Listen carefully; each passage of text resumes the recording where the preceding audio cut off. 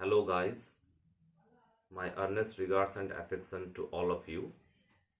আমি আজ class 12 English সিলেবাসের সেকেন্ড কবিতা অ্যাসলিপ ইন দ্য ভ্যালি রিয়েটেড করতে চলেছি। সম্পূর্ণ ব্যাখ্যা দেওয়ার পূর্বে আমি সবাইকে একটা আমার আন্তরিক অনুরোধ করতে চাই যে যারা এখনো আমার এই চ্যানেলটা সাবস্ক্রাইব করেনি তাদের আমার আন্তরিক অনুরোধ তারা এই চ্যানেলটা যেন সাবস্ক্রাইব করে নেয় এবং তার সাথে বেল আইকন ক্লিক করে ফেলে, যেন আমার নতুন যে ভিডিও আপলোড সেগুলোর নোটিফিকেশান তাদের কাছে সঠিক সময়ে পৌঁছে যায়। টেক্সট পড়ানোর সাথে সাথে সমস্ত ধরনের এমসিকিউ থেকে শুরু করে শর্ট কোয়েশ্চেন এবং ব্রড কোয়েশ্চেন সমস্ত কিছুটাই কিন্তু আমার এই চ্যানেলের মারফত সবাই সঠিকভাবে পেয়ে যাবে এক্সাম ওরিয়েন্টেড পদ্ধতিতে। ওকে, তো আমি আজ যে কবিতা ডিসকাস করতে চলেছি অ্যাসলিপ ইন দ্য ভ্যালি, সেটা আমাদের ফ্রেঞ্চ লিটারেচার থেকে নেওয়া। ফ্রেঞ্চ লিটারেচার আমাদের বিশ্ব সাহিত্যের সাথে তুলনায় যদি যায় তাহলে সেটা কিন্তু অনেক প্রাচীন। ফ্রেঞ্চ লিটারেচার অনেক উর্বর লিটারেচার। আমরা সেখানে নানান ধরনের কবিতার ফর্ম কিন্তু আবিষ্কার হতে দেখেছি। তো আজকে আমাদের পাঠ্যপুস্তকে যে কবিতাটা আমরা ডিসকাস করতে চলেছি সেটা আমাদের বিশ্ববিখ্যাত কবি, তরুণ কবি আর্থার র্যাবে উনি লিখেছেন, যার পুরো নাম জাঁ আর্থার র্যাবে।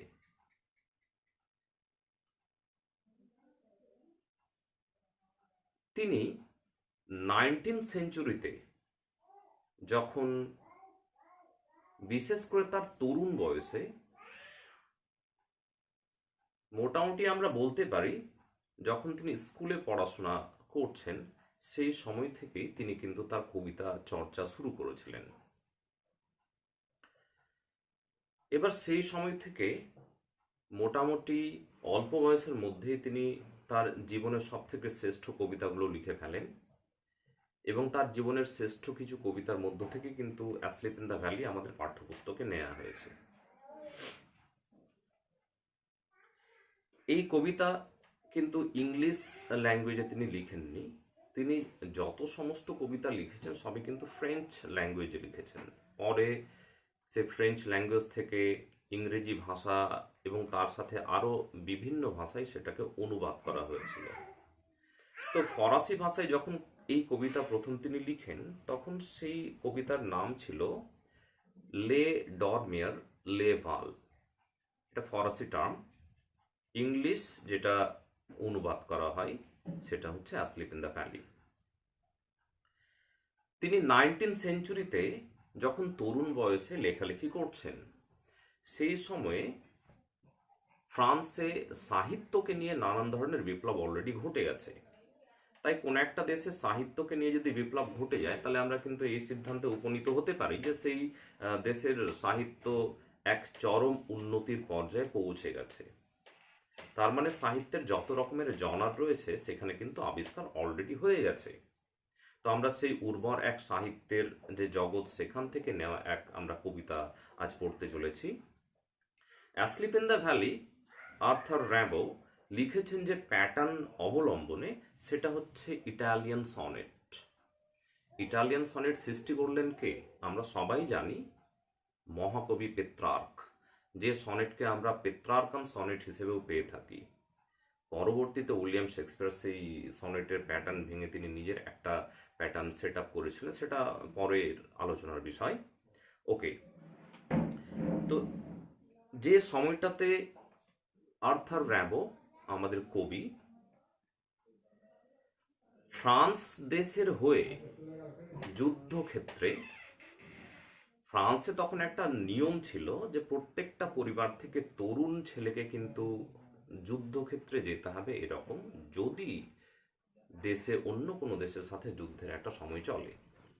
তো সেই সময় আমরা যদি সেই সময়কার সেই ফ্রেঞ্চ হিস্ট্রি দেখতে যাই তাহলে আমরা দেখতে পাবো সেখানে যে আর্থার র্যাবো উনি কিন্তু তার তরুণ বয়সে তিনি বহুবার যুদ্ধক্ষেত্রে লড়াইরত অবস্থায় যুদ্ধের প্রথম যে হস্ত অভিজ্ঞতা সেটা তিনি উপলব্ধি করেছেন, এবং তার ফার্স্ট হ্যান্ড এক্সপিরিয়েন্স থেকে তিনি অনেক কবিতা লিখেছেন। অতএব যে সময়টাতে তিনি বেশি করে কবিতা লিখেছেন সেই সময়টা কিন্তু যুদ্ধ বিগ্রহের বা যুদ্ধ নীতিতে বিশ্বাসী প্রত্যেকটা দেশই ছিল। বিশেষ করে যে সমস্ত ইউরোপিয়ান কান্ট্রিজগুলো ছিল সেগুলো কিন্তু যুদ্ধ নীতিতে বিশ্বাসী ছিল। এবার আর্থার র্যাম্বো এগিয়ে এসছিলেন সেই তরুণ বয়সেই যে যুদ্ধ বিরোধী নীতি বর্জন করে, যুদ্ধকে বর্জন করে শান্তি প্রতিষ্ঠা করা, এটাই কিন্তু আমাদের মহৎ উদ্দেশ্য হওয়া উচিত। তার কারণ তার ফিলসফি অফ লাইফ যদি আমরা দেখতে যাই তাহলে দেখা যাবে যে উনি যুদ্ধকে একটা ফিউটিলিটির পর্যায়ে দেখেছেন। তিনি এই কবিতাতে বিশেষ করে যে থিমটা তিনি বাছাই করেছেন সেটা হচ্ছে ইনহেরেন্ট ফিউটিলিটি অফ ওয়ার। যুদ্ধের ব্যর্থতা, যুদ্ধ ব্যর্থতাই নিয়ে আসে।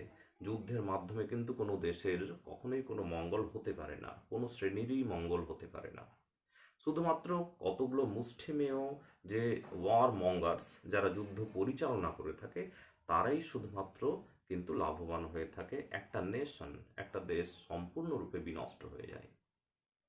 সেই দেশের তরুণ প্রাণ যারা সৈনিক হিসেবে যুদ্ধক্ষেত্রে থাকে তারা কিন্তু তাদের মূল্যবান প্রাণগুলোকে সেই যুদ্ধের ক্ষেত্রে নৃশংসভাবে তাদেরকে হত্যা করে দেওয়া হয়। যুদ্ধে যে প্রাণ হারায় সৈনিকরা সেটা কিন্তু হত্যাই এক ধরনের, যারা যুদ্ধ পরিচালনাকারী তাদের দ্বারা হত্যা।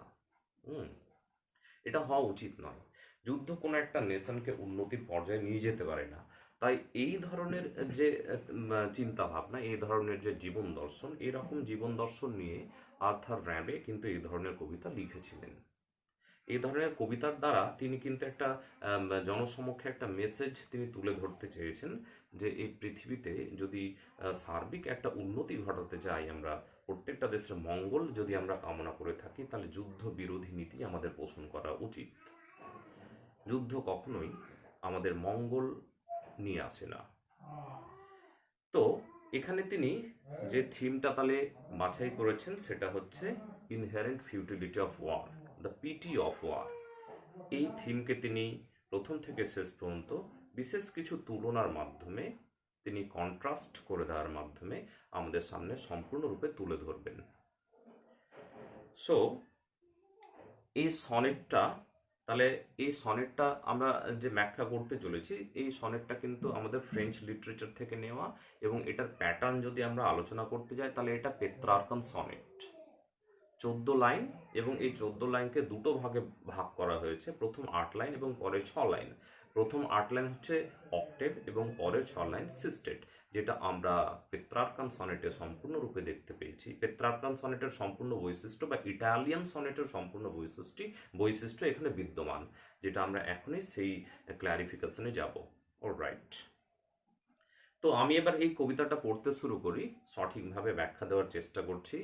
আশা করছি সবার খুব মঙ্গলে আসবে, এটা সবাই সঠিকভাবে বুঝতে পারবে। ওকে, লুক।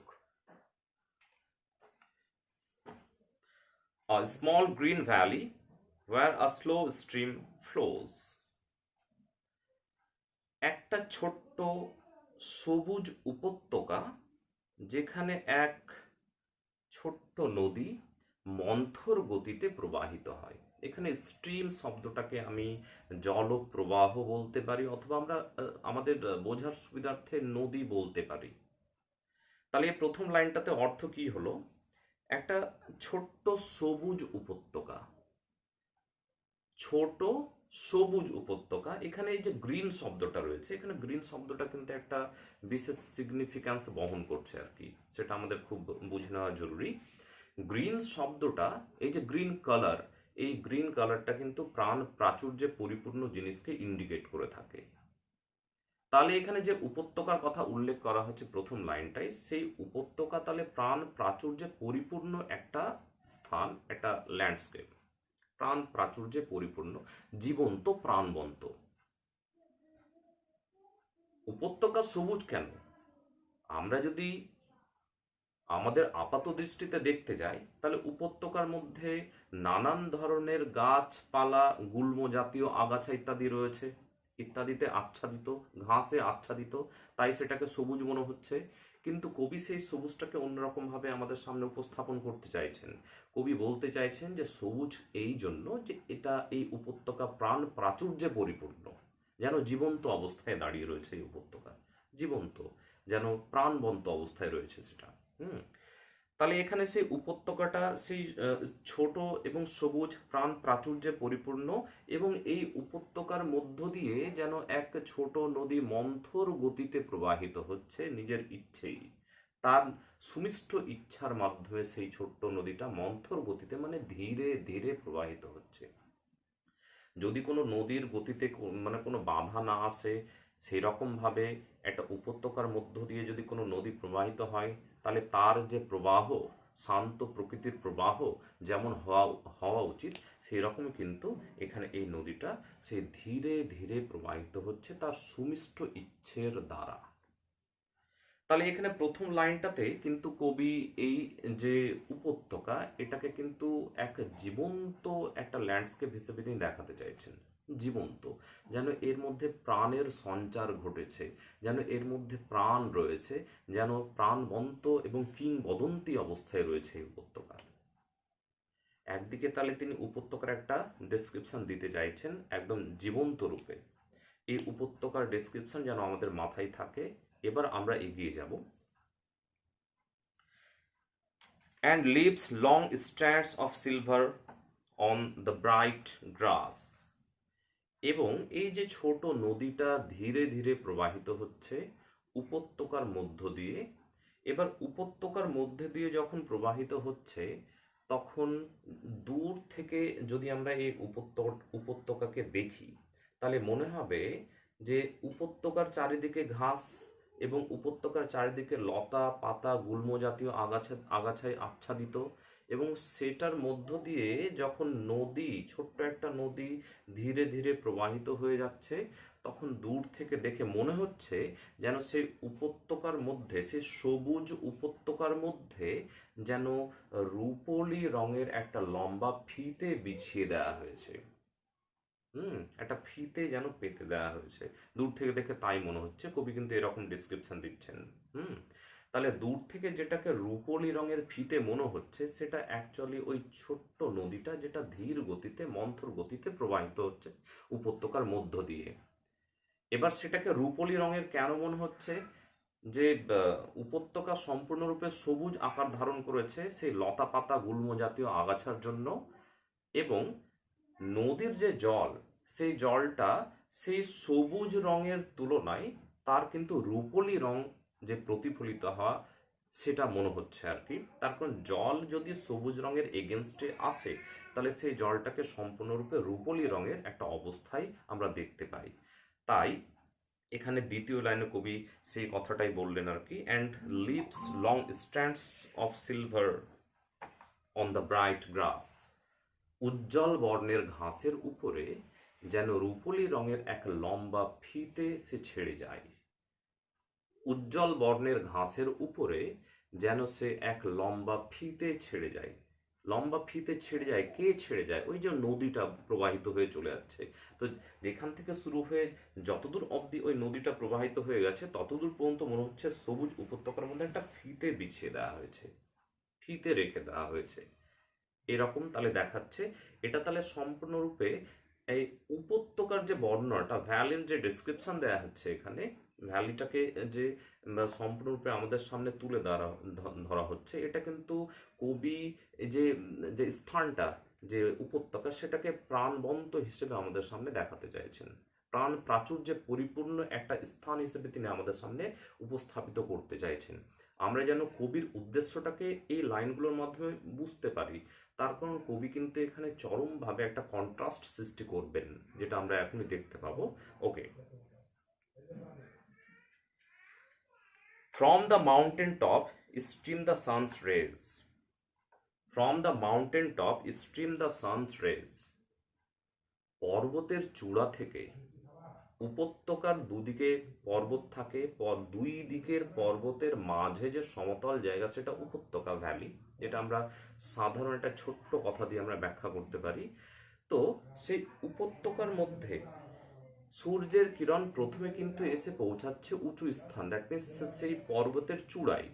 পর্বতের চূড়ায় যখন সূর্যের কিরণের পতন ঘটছে, তখন কিন্তু সেই সূর্যের কিরণগুলো পর্বতের গা বেয়ে যেন সে জল যেমন উঁচু স্থান থেকে নিচু স্থানের দিকে প্রবাহিত হয়ে নামে, সেই রকম যেন সে সূর্যের কিরণগুলো পর্বতের গা বেয়ে যেন প্রবাহিত হতে হতে শেষে সেই উপত্যকায় এসে পৌঁছাচ্ছে।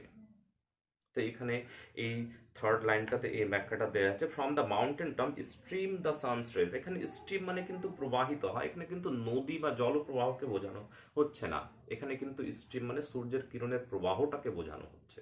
হুম তাহলে সেই পর্বতের চূড়া থেকে, পর্বতের শেখর থেকে যেন সূর্যের কিরণগুলো, সূর্যের রশ্মিগুলো প্রবাহিত হতে হতে সে নেমে আসে।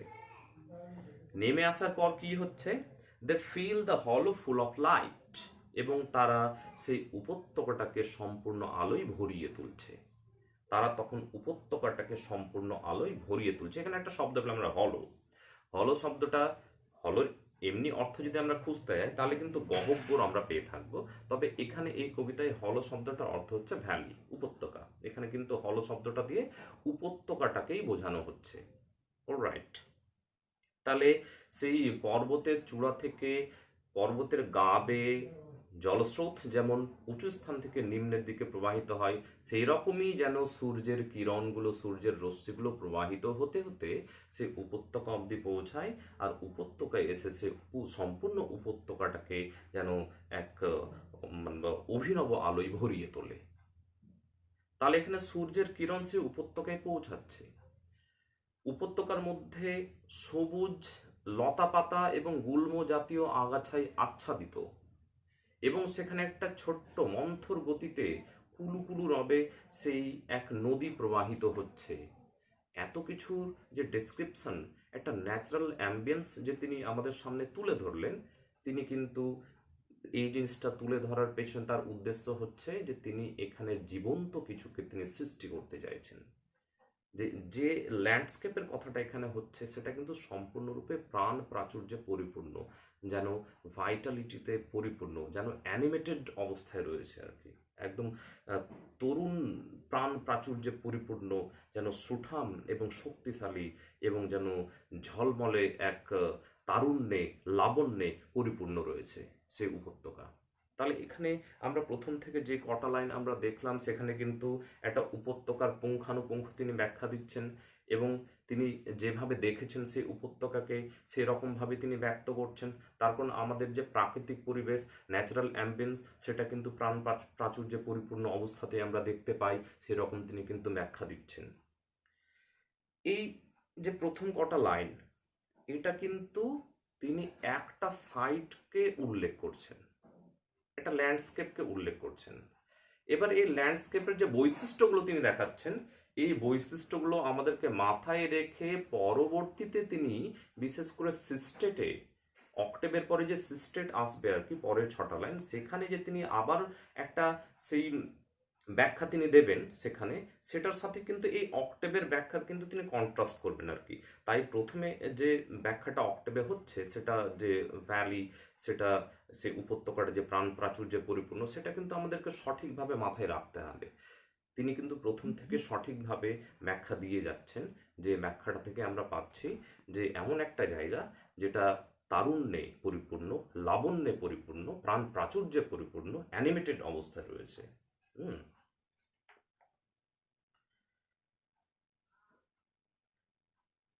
তাহলে প্রথম লাইন, প্রথম 4টে লাইনে অক্টেবের প্রথম ভাগ, প্রথম যে 4টে লাইন, এখানে তাহলে আমরা যেটা দেখতে পেলাম সেটা হচ্ছে উপত্যকার একটা সম্পূর্ণ ব্যাখ্যা। তাহলে উপত্যকার সম্পূর্ণ ব্যাখ্যা আমরা কি পেলাম, প্রাণবন্ত, প্রাণ প্রাচুর্যে পরিপূর্ণ।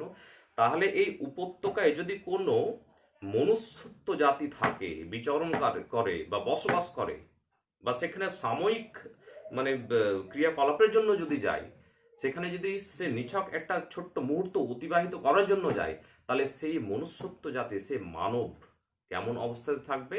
যেহেতু তার প্রাকৃতিক অ্যাম্বিয়েন্সটা প্রাণবন্ত, প্রাণ প্রাচুর্যে পরিপূর্ণ, অতএব সেই রকম অবস্থা কিন্তু সেই মনুষ্যত্ব জাতিরও হওয়া উচিত। দ্যাট মিনস সেই মনুষ্যত্ব এত তারুণ্যে এবং লাবণ্যে পরিপূর্ণ হওয়া উচিত, প্রাণ প্রাচুর্যে পরিপূর্ণ হওয়া উচিত। এটা কিন্তু আমাদেরকে সেই তুলনার সাথে, সেই ল্যান্ডস্কেপের সাথে, সেই ল্যান্ডস্কেপের মধ্যে যে প্রাণীটা থাকবে তার কিন্তু একই রকম অবস্থা হওয়া উচিত, এটা আমরা নর্মাল স্ট্যান্ডার্ডে কিন্তু মেনে নিই। এই জিনিসটা আমাদেরকে মাথায় রেখে এগিয়ে যেতে হবে। ওকে, তাই জন্য তিনি কিন্তু এখানে আমাদের ওই উপত্যকার কিন্তু একটা সঠিক ব্যাখ্যা দিয়ে দিয়ে ফেললেন আর কি, যেটা আমাদেরকে মানে সর্বদা শেষ পর্যন্ত এই উপত্যকার ব্যাখ্যাটা কিন্তু মাথায় রাখতে হবে। হুম। তারপরে ফিফথ লাইন যেটা, সেখানে এবার কিন্তু আমরা সে উপত্যকার মধ্যে যে ক্রিয়াকলাপ ঘটেছে, সে উপত্যকার মধ্যে যে জিনিস হঠাৎ করে নজরে পড়বে, সেই জিনিস কিভাবে কবি মানে আমাদের সামনে উপস্থাপন করবেন সেটা এবার আমরা দেখি। A soldier very young lies open মাউথেড।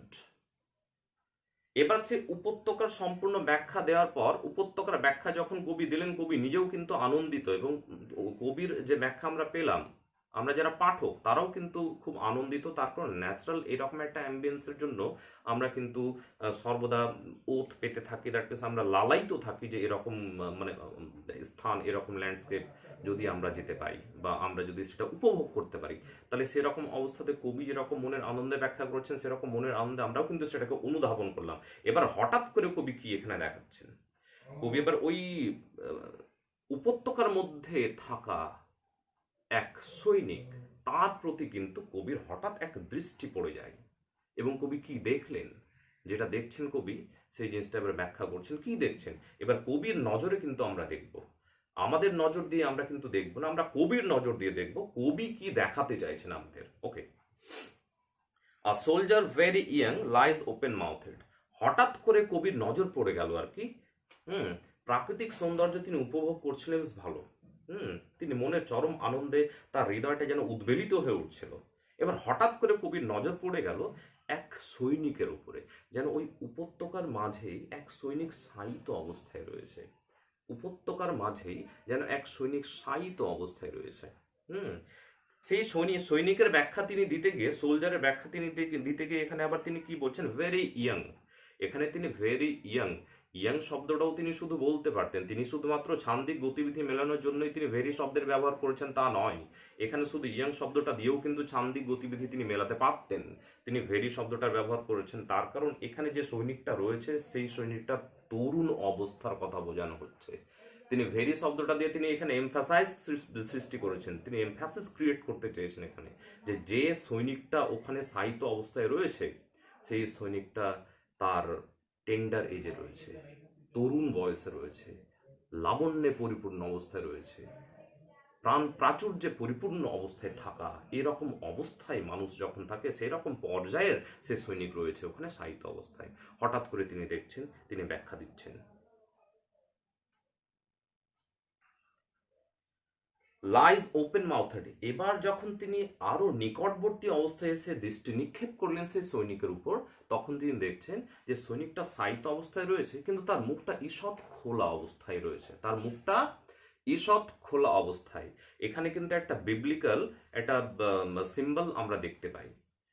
যদি কোনো মানুষ শায়িত অবস্থায় থাকে আর তার মুখটা ঈষৎ খোলা থাকে, তাহলে এখান থেকে দুটো জিনিস আমরা মানে ইন্ডিকেশন হিসেবে দেখতে পাই। দুটো জিনিস, একটা হচ্ছে যে সে চরম শান্তিতে রয়েছে, অনন্ত শান্তিতে রয়েছে, এবং তার নিদ্রা সাধারণ নিদ্রা নয়, সেটা অনন্ত নিদ্রা। তাহলে দুটো জিনিস আমরা এখানে তার ঈষৎ মুখ খোলা রেখে ঘুমিয়ে থাকার অবস্থা থেকে অনুধাবন করতে পারি, যে সেই সৈনিকটা অনন্ত শান্তিতে ঘুমন্ত অবস্থায় রয়েছে, এবং তার সাথে এটাও আমরা বুঝতে পারি যে যে নিদ্রায় রয়েছে এই সৈনিক, সেই নিদ্রা সাধারণ নিদ্রা নয়, সে অনন্ত নিদ্রা। কিন্তু এখানে কবি কিন্তু বিটার রিয়ালিটি থেকে একটু সরে যেতে চাইছেন, তিনি এই বিটার রিয়ালিটিকে অ্যাকসেপ্ট করে নিতে চাইছেন না, কবি মেনে নিতে চাইছেন না যে এই সৈনিকের নিদ্রা অনন্ত নিদ্রা।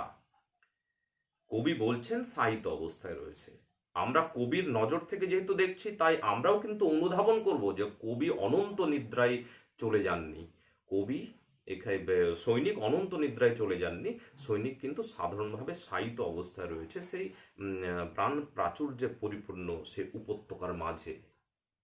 কবি কিন্তু প্রথমে এরকমই দেখতে চাইছেন যে এই উপত্যকা প্রাণ প্রাচুর্যে পরিপূর্ণ, অতএব এই সৈনিক তার তরুণ পর্যায়ে প্রাণ প্রাচুর্যে পরিপূর্ণ, এরকমই হওয়া উচিত। কিন্তু তিনি পরবর্তীতে কি দেখবেন এবার দেখা যাক।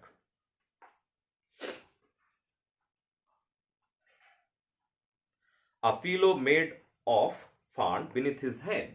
A pillow made of fern beneath his head. এবার কবি দেখতে পাচ্ছেন যে শায়িত অবস্থায় রয়েছে সৈনিক, এবং তার মাথার নিচে তিনি দেখছেন যেন ফার্ন গাছের বালিশ যেন তার মাথার নিচে অবস্থান করছে। তাহলে ফার্ন গাছের কি একটা বালিশ বানিয়ে দেওয়া হয়েছে ওখানে? নো। তাহলে ব্যাপারটা কি, যে ফার্ন গাছগুলো যে জন্মেছে ওখানে উপত্যকায়, ফার্ন গাছগুলো যে জন্মেছে সেটা যেন সেই সৈনিকের শায়িত অবস্থায় বালিশের ভূমিকা পালন করছে। তাহলে আমরা একাধারে বুঝতে পারি যে প্রকৃতি যেন এখানে এই সৈনিকটা শায়িত অবস্থায় যেহেতু আছে, তাই প্রকৃতি যেন তার মাথার নিচে বালিশ সাজিয়ে দেওয়ার জন্য এগিয়ে এসছে, এবং তার মাথার নিচে ফার্নের বালিশ সাজিয়ে দেওয়া হয়েছে। ফার্ন হচ্ছে খুব নমনীয় এবং খুব নরম এক আগাছা, যেটা আমাদের কিন্তু খুব আরামদায়ক বালিশের কাজ করে থাকে। তাহলে এখানে প্রকৃতিকে কিন্তু আমরা দেখতে পাচ্ছি যে প্রকৃতি এখানে যেন এক হোস্টের ভূমিকায় রয়েছে। প্রকৃতি যেন এখানে সেই লালন পালন যেমন শৈশবকালে শিশুদের পিতামাতা করে থাকে, সেরকমই যেন আজকে এই প্রকৃতিতে যে শায়িত এই সৈনিক, তাকে যেন সেরকমভাবেই পিতামাতার মতোই যেন আদর ভক্তি করে তার আরাম যেন বিঘ্ন না হয়। তাই জন্য এই ফার্ন গাছগুলো যেন সৈনিকের মাথার নিচে অবস্থান করে তার বালিশের ভূমিকা পালন করছে।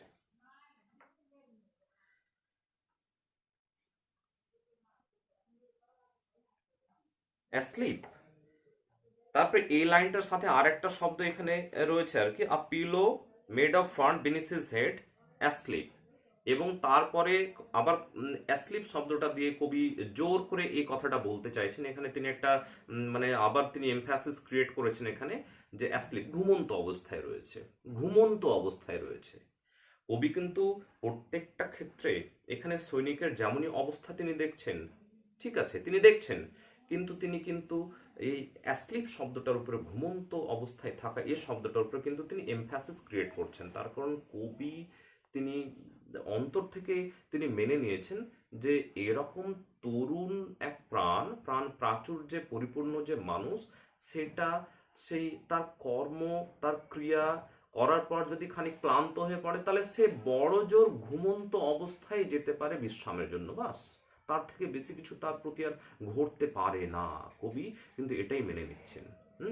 আচ্ছা, তো এখানে অ্যাসলিপ শব্দটা আবার তিনি বলেছেন, তাহলে এখানে জোর সৃষ্টি করার জন্য যে এই সৈনিক কিন্তু সেখানে ফার্ন গাছের যে বালিশ তার মাথার তলায় রয়েছে সেটা নিয়ে সে ঘুমন্ত অবস্থায় রয়েছে।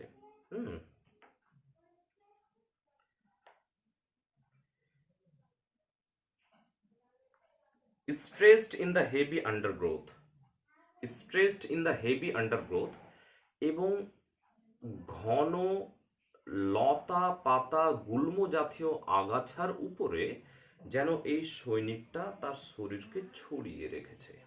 স্ট্রেসড, ছড়িয়ে রেখেছে, যেন হাত পা ছড়িয়ে চরম শান্তিতে যেমন ঘুমিয়ে থাকে কোনো বাচ্চা, সেরকমই যেন এই সৈনিক চরম আরামের সহিত সে এই উপত্যকার মাঝে শায়িত অবস্থায় রয়েছে, হাত পা ছড়িয়ে দিয়ে। এবং সে কোন বিছানায় শায়িত, কোন বিছানায়, এখানে বিছানা হিসেবে তাহলে কোন জিনিসটা ভূমিকা পালন করছে কবি এখানে ব্যাখ্যা দিয়েছেন। তো এখানে কি ব্যাখ্যা দিয়েছেন তিনি, ইন দ্য হেভি আন্ডারগ্রোথ, লতা পাতা জাতীয় বা আগাছা জাতীয় যে গুল্ম সেটার উপরে, দ্যাট মিনস এখানে হেভি আন্ডারগ্রোথ ঘন আগাছা, যে সবুজ ঘন লতা পাতা আগাছা যে উপত্যকাকে আচ্ছাদিত করে রেখেছে, নরম, যেমন একদিকে ফার্ন রয়েছে, ফার্ন তার মাথার তলায় বালিশের ভূমিকা পালন করছে, সেই রকমই কিন্তু ঘন আগাছাগুলো, নরম নরম যে সফট আগাছাগুলো, সেগুলো কিন্তু এই সৈনিকের বিছানার ভূমিকা পালন করেছে। তাহলে প্রকৃতি কিন্তু যেমনই পর্যায়ে হোক না কেন মনুষ্যত্ব জাতিকে তার উপযুক্ত, তার প্রাপ্য সম্মান প্রদান করতে পিছপা হয় না। তাই প্রকৃতি যদি মানব জাতিকে তার প্রাপ্য সম্মান দিতে পিছপা না হয়, যে প্রকৃতির নিয়মে বিশ্ব, এই জগৎ চালিত হচ্ছে, তাহলে মনুষ্যত্ব জাতির অন্য আর এক মনুষ্যত্ব জাতিকে তার প্রাপ্য সম্মান দেওয়া উচিত। তার কাছ থেকে তার ওই সম্মান কেড়ে নেওয়া উচিত নয়, তাকে ধ্বংস করা উচিত নয়। তাহলে এখানে বিছানার ভূমিকা পালন করছে তাহলে ঘন আগাছা, নরম ঘন আগাছা, এবং সেই ঘন আগাছা বিছানার ভূমিকা পালন করছে, যেটার উপরে সেই শরীরটা হাত পা ছড়িয়ে যেন অনন্ত বিশ্রামে শায়িত অবস্থায় রয়েছে। আমরা অনন্ত হিসেবে ব্যাখ্যা করছি, কবি কিন্তু এই অনন্ত শব্দটা মেনে নিতে নারাজ। তিনি কিন্তু এই তিক্ত বাস্তব জিনিস থেকে পিছিয়ে যাচ্ছেন। বিটার রিয়ালিটিকে তিনি কখনোই কিন্তু মেনে নিতে চাইছেন না। তিনি এখন কোনো রকম বিটার রিয়ালিটি এক্সপোজ করেননি। আমরা শেষ পর্যন্ত যাই, আমরা কিন্তু কবির নজরে সমস্ত কিছু দেখতে দেখতে যাব। অলরাইট,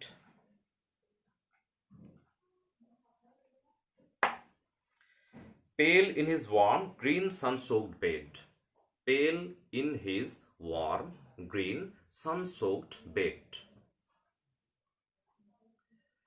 এবার হঠাৎ করে কবি যখন সে সৈনিকের আরো একটু নিকটে গেলেন, যখন ওই সৈনিকের চেহারার উপর কবির দৃষ্টি নিক্ষেপ হলো, তখন তিনি হঠাৎ করে চমকে গেলেন। হঠাৎ করে চমকে গিয়ে তিনি কি দেখলেন, যে এরকম অবস্থা কেন?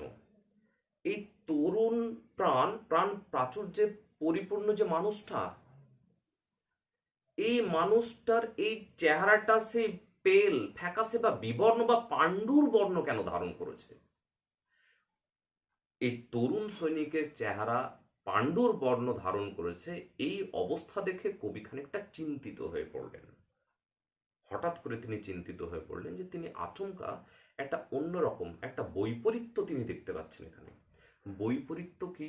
এখানে সৈনিকের চেহারার মধ্যে পাণ্ডুর বর্ণ কেন? এই সৈনিকের চেহারা ফ্যাকাশে কেন, বিবর্ণ কেন?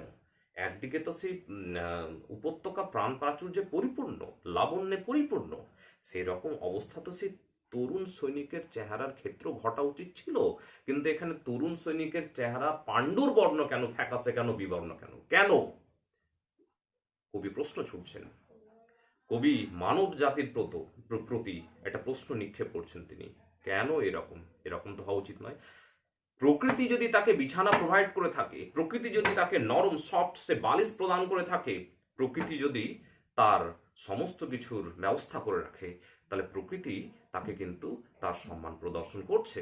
কিন্তু প্রকৃতি যদি এত কিছু করার পরও সেই সৈনিকের চেহারা পাণ্ডুর বর্ণ অবস্থায় চলে আসে, ফ্যাকাশে অবস্থায় চলে আসে, তাহলে কেন এরকম হয়েছে? প্রকৃতি তো চায়নি এরকম। প্রকৃতি এরকম চায়নি। প্রকৃতি চেয়েছিল উপত্যকা যেমন তেমনই সেই সৈনিক হবে। কিন্তু কেন এরকম বৈপরীত্য? এই যে এখানে একটা বৈপরীত্য আমরা দেখতে পেলাম। কবি কিন্তু যতই তিক্ত বাস্তব থেকে দূরে সরে যেতে চান, যতই চলে যাক, কিন্তু সেই বিটার রিয়ালিটি সামনে উপস্থাপিত হয়ে যাচ্ছে। এখানে কিন্তু আমরা এই পেল শব্দটার দ্বারা বৈপরীত্য আমরা দেখতে পেলাম, যেটা তিনি কন্ট্রাস্ট করতে চাইছেন। তাহলে হঠাৎ করে তিনি দেখলেন যে সৈনিকের চেহারা পাণ্ডুর বর্ণ ধারণ করেছে, ফ্যাকাশে বিবর্ণ হয়ে গেছে।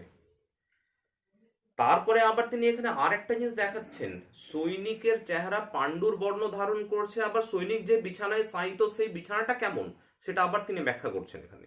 এই যে কন্ট্রাস্ট সৃষ্টি করছেন একটা লাইনে, একদিকে যে সৈনিকটা শুয়ে রয়েছে তার চেহারা ফ্যাকাশে বিবর্ণ, আর একদিকে যে বিছানায় শায়িত রয়েছে সে বিছানাটা কেমন, তিনি কি ব্যাখ্যা দিচ্ছেন এখানে?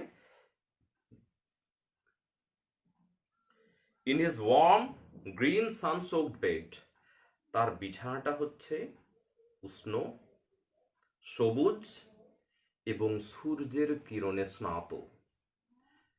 উষ্ণ, উষ্ণ এই শব্দটা প্রাণ প্রাচুর্যে পরিপূর্ণ অবস্থাকে ইন্ডিকেট করে থাকে। গ্রিন, গ্রিন শব্দটা জীবন্ত অবস্থাকে ইন্ডিকেট করে থাকে। সানসোকড, সূর্যের কিরণে স্নাত, সূর্যের কিরণ থেকে পৃথিবীর সমস্ত কিছু সৌর্যবীর্য প্রাপ্তি ঘটে।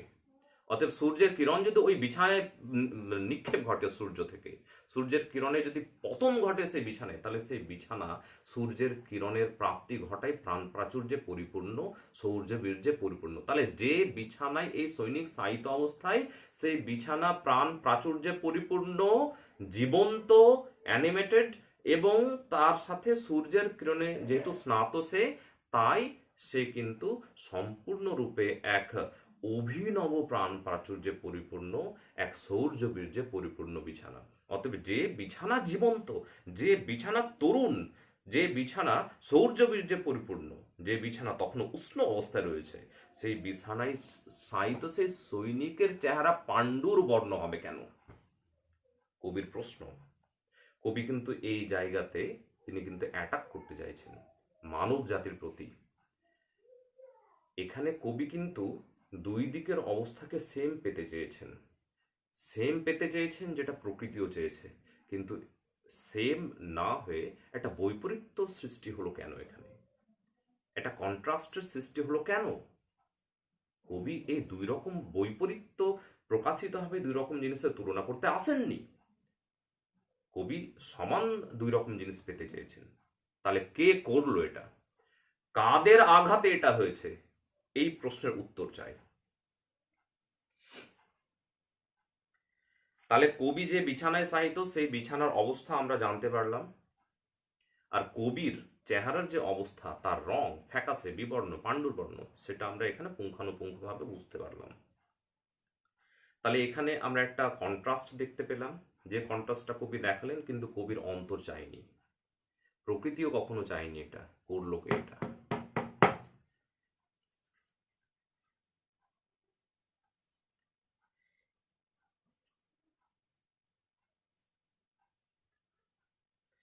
His feet among the flowers, he sleeps. His feet among the flowers, he sleeps. তার পদযুগল যেন ফুলের মাঝারে বিশ্রামরত অবস্থায়। তাহলে সৈনিকের পা দুটো কোথায় রয়েছে? সৈনিকের পা দুটো রয়েছে ফুলের মাঝে। এমন একটা অবস্থার সৃষ্টি করছেন কবি এখানে, যেন মনে হচ্ছে যে শায়িত অবস্থায় থাকা এই সৈনিককে যেন প্রকৃতি ফুল দিয়ে শ্রদ্ধাঞ্জলি জানাচ্ছে। তাহলে সেই সৈনিকের পায়ের নিকটে ফুল সাজিয়ে রেখেছে সেই প্রকৃতি, যেন তার প্রাপ্য সম্মান যেন এই প্রকৃতি সেই সৈনিকটাকে প্রদান করতে চাইছে। তাহলে ফুল তার পায়ের নিকটে সাজিয়ে রাখা, এটা কি তার প্রকৃতির কাছ থেকে শুধুমাত্র প্রাপ্য, না সর্বপ্রথমেই মানব জাতি হিসেবে মানব জাতির কাছ থেকে প্রাপ্য তার? তাহলে প্রকৃতি যদি এই সৈনিককে ফুল দিয়ে শ্রদ্ধাঞ্জলি জানায় এখন এই মুহূর্তে, যে সৈনিকের চেহারা পাণ্ডুর বর্ণ ধারণ করেছে, যে পাণ্ডুর বর্ণ দেখে কবি নিজে অবাক হয়ে গেছেন, যেটা কবি চাননি কখনোই, তাহলে এরকম এক সৈনিককে যদি তার বিশ্রামের ব্যাঘাত না ঘটে, তার সমস্ত ব্যবস্থা করে রাখে প্রকৃতি, যদি এই পাণ্ডুর বর্ণ ধারণকারী সৈনিককেও যদি প্রকৃতি তার পায়ের নিকটে ফুল সাজিয়ে তার প্রাপ্য সম্মান প্রদান করে থাকে, তাহলে আমাদের মানুষ হিসেবে তাকে সম্মান প্রদর্শন করা উচিত ছিল। কবি কিন্তু প্রকৃতির পক্ষ অবলম্বন করে, প্রকৃতির যে নিয়ম, সেই নিয়মকে মেনে নিয়ে যদি এই সৈনিকের উপর মানব জাতির কোনো আঘাত আসে, তাহলে সেটা কিন্তু ঘোর বিরোধিতা করেছেন তিনি চরম বিরোধিতা করেছেন, এবং তিনি সেটার উচ্ছেদে চেয়েছেন, সেটাকে তিনি উৎখাত করতে চেয়েছেন, তিনি সেটার বিরুদ্ধে গিয়েছেন, তিনি সোচ্চার হয়ে উঠেছেন সেটার বিরুদ্ধে, তিনি লড়াই করেছেন সেটার বিরুদ্ধে। His feet among the flowers he sleeps. তার পদযুগল যেন ফুলের মাঝে, এবং সে ঘুমন্ত অবস্থায় রয়েছে। কখনোই কবি কিন্তু অনন্ত নিদ্রা বলছেন না। আমরা হয়তো খানিকটা অনুধাবন করছি যে সৈনিক অনন্ত নিদ্রায়, কিন্তু কবি বলছেন না। কবি মেনে নেবেন না। কবি কেন মেনে নেবেন? একজন তরুণ, ভেরি ইয়াং, বারবার তিনি বলছেন ভেরি ইয়াং, শুধু ইয়াং নয়, ভেরি ইয়াং, যে তরুণ প্রাণ জীবদ্দশায় থেকে নিজের এবং তার সাথে পুরো নেশনের মঙ্গলের জন্য তার জীবনটাকে উৎসর্গ করবে, সেই তরুণ প্রাণকে আজকে নৃশংসভাবে হত্যা হতে হচ্ছে যুদ্ধক্ষেত্রে। কেন? এখানে আমি এই কথাটা বলে দিলাম শেষ পর্যায়ের কথা। তো এখানে কবি বুঝতে পারছেন তার পাণ্ডুর বর্ণ চেহারা দেখে, ঈষৎ মুখ খোলা রেখে ঘুমন্ত অবস্থায় তিনি বুঝতে পারছেন, কিন্তু তিনি তিক্ত সত্য থেকে দূরে সরে যাচ্ছেন। তিনি মেনে নিতে চাইছেন না, তিনি মেনে নিতে নারাজ। তিনি মেনে নেবেন কেন? মানুষ হিসেবে মানুষের, অন্য মানুষের প্রাপ্য সম্মান দিয়ে তাকে সঠিকভাবে বাঁচিয়ে রাখা উচিত, তার হত্যা করে দেওয়া উচিত নয়। এই জিনিসটা এই পৃথিবী থেকে উৎখাত করে দেওয়ার উদ্দেশ্যে এই তরুণ কবি আর্থার র্যাম্বো এই ধরনের কবিতা লিখতে বাধ্য হয়েছেন।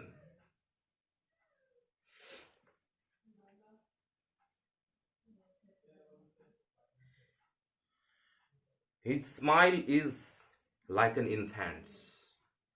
সেই সময়ে, যে সময়টাতে সৈনিকের চেহারা পাণ্ডুর বর্ণ ধারণ করছে, সেই সময়ে যখন কবি আরো ভালোভাবে নিকটবর্তী হয়ে তিনি লক্ষ্য করলেন, তখন কবির দৃষ্টিগোচর হলো যে সেই সৈনিকের চেহারাতে যেন ঈষৎ হাসি তখনও রয়েছে।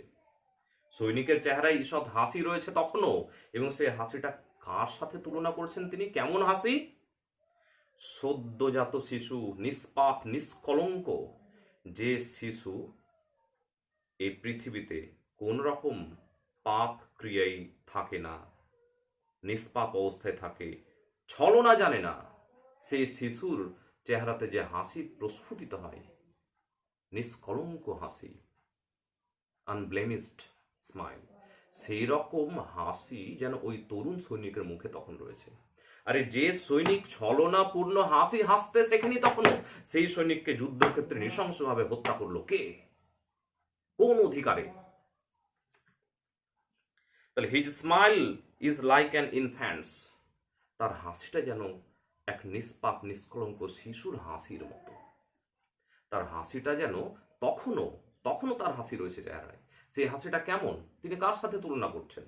এক নিষ্পাপ নিষ্কলঙ্ক শিশুর হাসির সাথে তুলনা করছেন তিনি। তাহলে সে নিষ্পাপ মানুষকে এইভাবে নৃশংসভাবে তার হত্যাকাণ্ড চালানোর অধিকারী পৃথিবীতে মানুষের হতে পারে না। প্রকৃতি সেটা মেনে নেয় না। কবি তার বিরুদ্ধে সোচ্চার হয়ে উঠেছেন।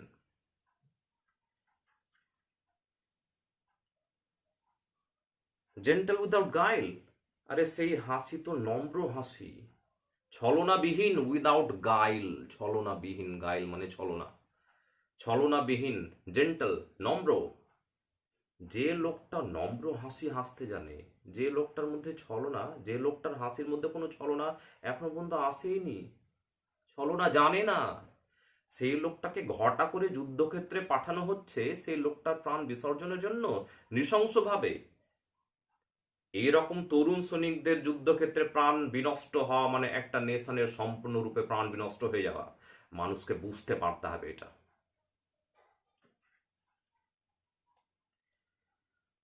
তারপর কবি হঠাৎ করে এবার দিশেহারা অবস্থায়, তিনি কি করবেন তিনি বুঝতে পারছেন না। মর্মভেদী যন্ত্রণায় তিনি কিন্তু এখানে কষ্ট পাচ্ছেন, কিন্তু তিনি বহিঃপ্রকাশ করছেন না এখনো পর্যন্ত যে এই সৈনিক অনন্ত নিদ্রায় রয়েছে। তিনি বহিঃপ্রকাশ করছেন না, তিনি মেনে নিতে চাইছেন না, মানবেন না তিনি। তখন তিনি হঠাৎ করে দিশেহারা অবস্থায়, তারপর তিনি কি করবেন বুঝে উঠতে না পেরে তিনি প্রকৃতিকে সম্বোধন করছেন। এবার তিনি প্রকৃতিকে সম্বোধন করে কি বলছেন? প্রকৃতিকে সম্বোধন করে তিনি বলছেন, আহ নেচার, হে প্রকৃতি, কিপ হিম ওয়ার্ম, তাকে উষ্ণ করে রেখো। হে প্রকৃতি, তুমি তাকে উষ্ণ করে রেখো। হি মে ক্যাচ কোল্ড, তার ঠান্ডা লেগে যেতে পারে। এখনো কবি তিক্ত সত্য জিনিসটাকে মেনে না নিয়ে প্রকৃতিকে তিনি আহ্বান করছেন, প্রকৃতিকে তিনি অনুরোধ করছেন, নত জানু হে করব হস্তে তিনি অনুরোধ করছেন প্রকৃতিকে যে হে প্রকৃতি, তুমি এই তরুণ সৈনিকটাকে উষ্ণ করে রেখো, তার ঠান্ডা লেগে যায়, তার ঠান্ডা যেন না লাগে, সে উন্মুক্ত আকাশের নিচে উপত্যকায় শায়িত অবস্থায়, অতএব তার ঠান্ডা ঠান্ডা লেগে যেতে পারে। আমার ভয় হচ্ছে, মানব জাতি হিসেবে একজন মানুষের জন্য আমার চিন্তা হচ্ছে যে সে বিশ্রামে রয়েছে, তার বিশ্রামের ব্যাঘাত না ঘটে, উন্মুক্ত আকাশের নিচে রয়েছে, তার ঠান্ডা লাগতে পারে, তার যেন ঠান্ডা না লাগে। তাই হে প্রকৃতি, আমি করহস্তে নতজানু হয়ে তোমার প্রতি আহ্বান করি, তোমাকে আমি অনুরোধ করি যে তুমি তাকে উষ্ণ করে রেখো। তাহলে এখনো পর্যন্ত কবি চাইছেন যে এই সৈনিক যেন তার তারুণ্যে থাকে, তার লাবণ্যে মিশ্রিত থাকে, সে যেন তার প্রাণ শক্তি বজায় রাখে, তার বিন্দু পরিমাণ ঠান্ডা যেন না লেগে যায়। তাহলে এই যে কবির চিন্তা ভাবনা, এই চিন্তা ভাবনাটা তাহলে প্রত্যেকটা মনুষ্যত্ব জাতির হওয়া উচিত ছিল। প্রত্যেকটা মনুষ্যত্ব জাতি যদি চিন্তা ভাবনা কবির মতোই হতো, তাহলে আজকে এরকম একটা প্রেক্ষাপট আমাদের নজরে আসতো না। আমরা তাহলে কি দেখতে পেতাম? এই প্রাণ প্রাচুর্যে পরিপূর্ণ উপত্যকায় প্রাণ প্রাচুর্যে পরিপূর্ণ জীবন্ত এক তরুণকে দেখতে পেতাম, যেটা কবি হাস্যমুখে মেনে নিতেন।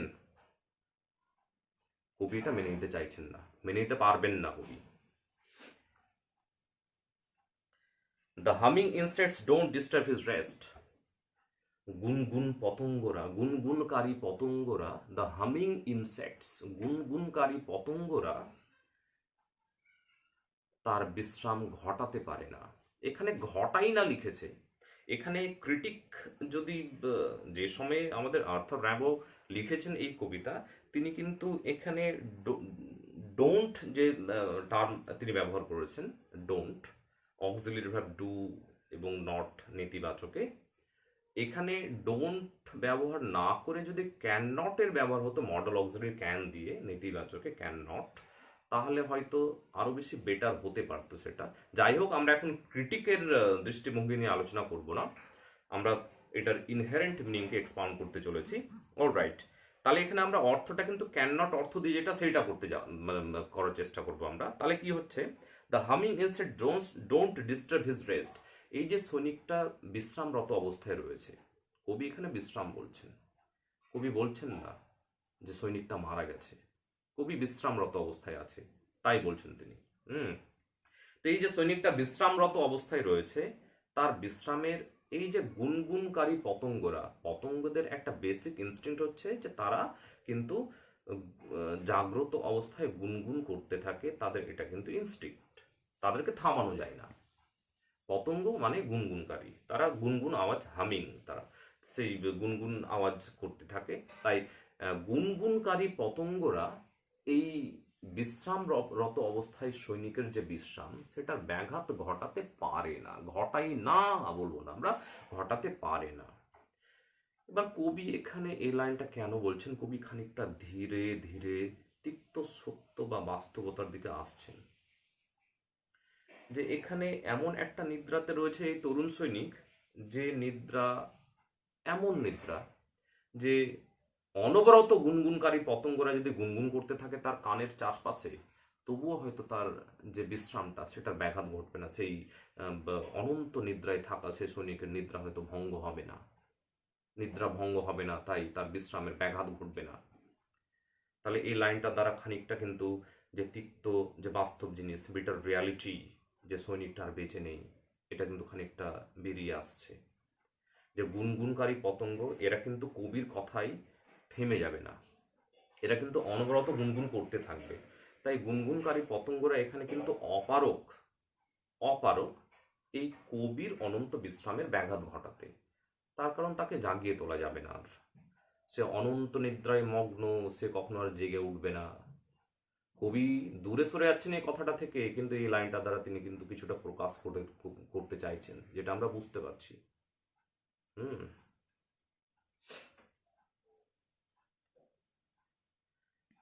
He sleeps in sunlight.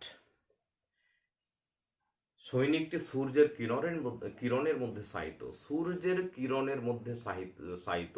সূর্য এমন একটা জিনিস যে কোন একটা কিছু যদি মুমূর্ষু হয়ে পড়ে, তাহলে তার উপরে যদি সূর্যের কিরণ পড়ে, তাহলে সেটা কিন্তু প্রাণ ফিরে পায়, সে তখন কিন্তু জেগে ওঠে। কিন্তু এখানে সূর্যের কিরণও কিন্তু অপারক, সূর্যের কিরণ কিন্তু এই সৈনিকটাকে পুনরায় জাগিয়ে তুলতে পারছে না। তারপর মনুষ্য জাতির আঘাতটা এতটাই সেই জোরালো এবং নেগেটিভ আঘাত, সে ধ্বংস বিনষ্টকারী একটা দৃষ্টিভঙ্গি দিয়ে যে আঘাত করা হয়েছে এই সৈনিকটাকে, যেন এই নৃশংসভাবে যে হত্যা করে দেওয়া হয়েছে এই সৈনিকটাকে, এখানে কিন্তু এই সূর্যের যে সৌর্যবীর্য অবস্থা, সেটাও কিন্তু এই সৈনিকটাকে জাগিয়ে তুলতে পারছে না। সূর্য এখানে অপারক, এই সৈনিকটা সূর্যের কিরণের মধ্যে শায়িত রয়েছে, কিন্তু তার নিদ্রা অনন্তই রয়েছে, তার বিশ্রাম কিন্তু আর ভঙ্গ হচ্ছে না, সে কিন্তু আর জেগে উঠছে না। সূর্যের কিরণ পর্যন্ত এখানে কিন্তু অপারক, সে কিন্তু তার সৌর্যতা প্রদান করে তাকে জাগিয়ে তুলতে পারছে না।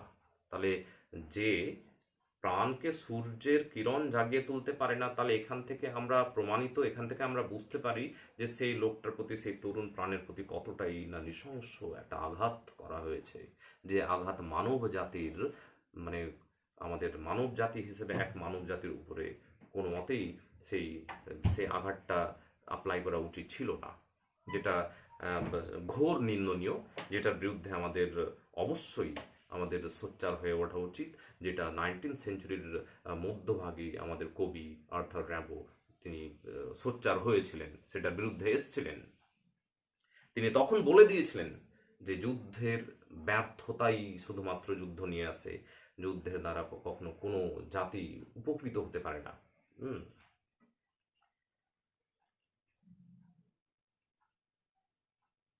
হি slips in Sunlight, one hand on his breast. সূর্যের কিরণের মধ্যে সে শায়িত এবং তার একটা হাত তার বুকের উপরে। অ্যাকর্ডিং টু ক্রিশ্চিয়ান মিথোলজি, খ্রিস্ট ধর্ম মত অনুযায়ী, যখন মানুষ মৃত্যুর পরে তাকে কবরে দেয়া হয় কফিনের মধ্যে দিয়ে, তখন তার একটা হাত বুকের উপর রাখা থাকে। এই বুকের উপরে একটা হাত রাখা, এটা একটা বিবলিক্যাল সিম্বল। এটার দ্বারা যে জিনিস বোঝানো হয় যে সে অনন্ত শান্তিতে রয়েছে। সে তখন যীশু খ্রিস্টের কোলে অনন্ত শান্তিতে রয়েছে, অনন্ত নিদ্রায় শায়িত। জেসাস ক্রাইস্টের ল্যাপে সে অনন্ত নিদ্রায় রয়েছে। এটার ইন্ডিকেশন আমাদের বহন করানোর জন্য এই একটা হাতকে বুকের উপর দেয়া থাকে সে মৃত মানুষটার। তাহলে এখানে এই তরুণ সৈনিক যে সূর্যের কিরণের মধ্যে শায়িত, সে সূর্যের কিরণের মধ্যে শায়িত এবং তার একটা হাত যেন তার বুকের উপর রাখা রয়েছে। কবি যখন আরো ভালো করে পরিলক্ষণ করছেন, তখন তিনি দেখতে পাচ্ছেন যে সূর্যের কিরণ যেন ঝলমলে সূর্যের কিরণ সেই তরুণ সৈনিকের উপরে পতিত হচ্ছে, এবং তরুণ সৈনিকের একটা হাত যেন তার বুকের উপরে, যেন সে এখন অনন্ত শান্তিতে রয়েছে। এই শান্তি পৃথিবীর পার্থিব জগতের পাশবিক ব্যবহার করা মানুষ আর কিন্তু এই শান্তি ভঙ্গ করতে পারবে না, তার কারণ এখন সে যীশু খ্রিস্টের কোলে রয়েছে, অনন্ত শান্তিতে রয়েছে, অ্যাট পিস। একটা হাত বুকের উপর রেখে অনন্ত শান্তিতে, অ্যাট পিস কথাটা এখানে উল্লেখ করে দিয়েছেন তিনি, অ্যাট পিস, অনন্ত শান্তিতে রয়েছে। তারপর হঠাৎ করে যখন তিনি এই ব্যাখ্যাটা দিলেন, এরকম একটা দৃশ্য তিনি দেখলেন, তারপর হঠাৎ করে কবির নজর কিন্তু ওই সৈনিকের পার্শ্ব দেশে পড়ে। কবির নজর ওই সৈনিকের পাশে একটা সাইডে পড়ে আর কি, পার্শ্ব দেশে। যখনই পার্শ্ব দেশে কবির নজর পড়ে, তখন কবি কিন্তু চরমভাবে চমকে ওঠেন, আটকে ওঠেন আর কি, আটকে ওঠেন। তিনি সাইডে হঠাৎ করে কি দেখতে পেলেন? In his side there are 2 red holes।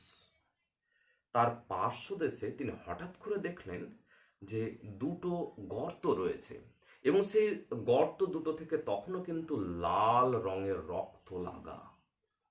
তার পার্শ্ব দেশে দুটো গর্ত, সেই গর্ত দেখে কবি বুঝে গেলেন যে যুদ্ধক্ষেত্রে লড়াইরত অবস্থায় বিপক্ষ দলের গুলিবিদ্ধ হয়েছে এই সৈনিক, এবং এই গুলিবিদ্ধ হওয়ার জন্য ওই গর্তগুলো থেকে গড় গড় করে সে রক্ত বেরিয়েছে, সে রক্তের দাগ তখনও লেগে রয়েছে লাল অবস্থায়। তাহলে এখান থেকে এই শেষ লাইনে কবি কিন্তু চরম বাস্তব জিনিসটাকে আমাদের দিকে ছুড়ে দিলেন, যে কি ঘটনাটা ঘটেছিল সেখানে, কি কন্ট্রাস্ট তিনি এখানে সৃষ্টি করতে চেয়েছিলেন। প্রকৃতি একদিকে, একদিকে মৃত সৈনিক, যেটা হওয়া উচিত ছিল না, যেটা অমানবিক ক্রিয়াকলাপের দ্বারা সংঘটিত হয়েছে, যেটা কখনোই হওয়া উচিত ছিল না, যেটা বর্জন করতে হবে, উৎখাত করতে হবে। তার যুদ্ধ নয় শান্তি চাই, এই বার্তা চারিদিকে পৌঁছে দিতে হবে, যুদ্ধ বন্ধ করতে হবে। ওয়ার মঙ্গার্স, তারা নৃশংস হত্যাকারী, তারা এই তরুণ প্রাণদের হত্যা করেছে, তাদের শাস্তি হওয়া অবশ্যই জরুরি, তারা শাস্তির প্রাপ্য লোক। তাহলে হঠাৎ করে তাহলে কবি দেখলেন যে এই সৈনিকের পাশে দুটো লাল রঙের গর্ত। তাহলে এখান থেকে আমরা বুঝতে পারলাম যে যুদ্ধক্ষেত্রে কবি বিপক্ষ দলের গুলিবিদ্ধ হয়ে মারা গেছেন। কবি যে সৈনিকের কথা এখানে উল্লেখ করলেন, সেই সৈনিক বেঁচে নেই, তার প্রাণ হারিয়ে ফেলেছেন, তিনি যুদ্ধের শিকার হয়ে গেছেন, তিনি নৃশংসভাবে হত্যা হয়ে গেছেন। যুদ্ধক্ষেত্রে তার তরুণ প্রাণ হারিয়ে গেছে। যে তরুণ প্রাণের উপর একটা দেশের ভবিষ্যৎ নির্ভর করে থাকে, সেই তরুণ প্রাণ নৃশংসভাবে হত্যা হয়ে গেছে যুদ্ধক্ষেত্রে, যেটার বিরোধিতা প্রত্যেকটা মানুষের করা উচিত। কবি পেন ধরেছিলেন তাই, সাহিত্য চর্চা করেছিলেন তাই জন্য। লাল রং এখানে কবি বললেন কেন তিনি রেড শব্দটাকে ব্যবহার করতে? তাহলে এই যে আমরা প্রথম থেকে শেষ পর্যন্ত আমরা তো এটা যুদ্ধ বিরোধী কবিতা, অ্যাসলিপ ইন দ্য ভ্যালি এটা যুদ্ধ বিরোধী কবিতা। যুদ্ধের তিনি একটা চিত্র তুলে ধরেছেন, কিন্তু কোথাও কি আমরা লড়াইয়ের কোনো চিত্র পেয়েছি, গোলাগুলির কোনো চিত্র পেয়েছি? নো। তাহলে এমন একটা টেকনিক তিনি ব্যবহার করেছেন, এই যে শেষের লাইনটাতে টু রেড হোলস, দুটো লাল রঙের গর্ত, এটার দ্বারা কিন্তু যুদ্ধের ভয়াবহ অবস্থাকে তিনি ইন্ডিকেট করলেন। এই টু রেড হোলসের মধ্যে আমাদেরকে ঢুকে গিয়ে তার ভেতরের যে গভীরতা সেটাকে বুঝতে পারতে হবে, সেটার দ্বারা তিনি যুদ্ধের চরম ভয়াবহ যে অবস্থা সেটাকে আমাদের সামনে উপস্থাপন করেছেন, আমাদেরকে সেটা বুঝতে পারতে হবে। লাল রং, লাল রং বিপদের প্রতীক। লাল রং মানুষের জীবনে লাল রং ডেঞ্জারাস একটা কালার, এটা মানুষের জীবনে বিপদ ডেকে আনে। তাহলে ওই যে লাল রং, লাল রঙের যে গর্ত, দ্যাট মিনস ওই গর্ত থেকে লাল রং, দ্যাট মিনস রক্ত বেরিয়ে এসছে এবং তার মৃত্যু হয়েছে যেখানে যুদ্ধক্ষেত্রে। তাহলে এই লাল রংটা যেন যুদ্ধক্ষেত্রের চরম ভয়াবহ পরিস্থিতিকে আমাদের সামনে তুলে ধরছে। এইভাবে তিনি যুদ্ধের চরম বিরোধিতা করে দুটো জিনিসের, একটা ন্যাচারাল অ্যাম্বিয়েন্স আর একটা তরুণ প্রাণের যে নৃশংসভাবে হত্যা হয়ে যাওয়া, এরকম দুটো জিনিসের তুলনা করে, কন্ট্রাস্ট করে তিনি আমাদের সামনে যুদ্ধবিরোধী তার যে নীতি সেটাকে উপস্থাপন করেছেন। যুদ্ধবিরোধী কবিতা হিসেবে তিনি এটাকে সাহিত্যে দিয়েছেন এবং এই কবিতার যে ফিলসফি, দর্শন, সেটাকে আমাদেরকে উপলব্ধি করে আমাদের কিন্তু সেই আর্থার র্যাবের মতো যুদ্ধবিরোধী নীতি পোষণ করে আমাদের এগিয়ে যেতে হবে। এই পৃথিবীতে আর যেন যুদ্ধ না হয়, আর যেন যুদ্ধ না হয়, শান্তি প্রতিষ্ঠিত হয় যেন চারিদিকে। কবি এই বার্তা দিয়ে তার কবিতা শেষ করেছেন। Thank you very much.